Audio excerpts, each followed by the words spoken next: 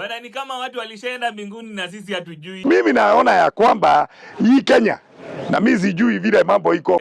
Najua Biblia inasema moja ataenda, moja ataachwa. Pia Biblia inasema ya kwamba makao ya mbinguni ikimalizika ati Yesu atarudi achukue. Walichukuliwa. Pengine Yesu alirudi tukiwa tumelala, akachukua watu yake. Sasa wale waliachiwa, sisi ndio tuliwacha, sisi ndio mabaki ambao Mungu alikuwa anasema hataki. Unaona vile Biblia inasemanga?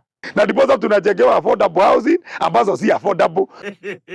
Mimi sasa nauliza wachungaji, hebu tuangalieni, kama kwani Yesu alirudi akachukua watu yake, sisi tukabaki tumelala? Kwa sababu Biblia inasema wakati mmoja atakuwa anatembea, mmoja atabebwa, mwingine bibi atachukuliwa, bwana.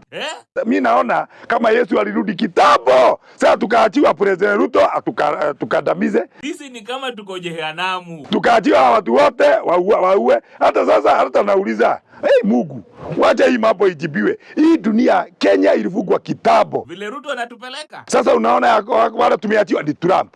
Wale tumeachiwa ni akina Yoweri Museveni.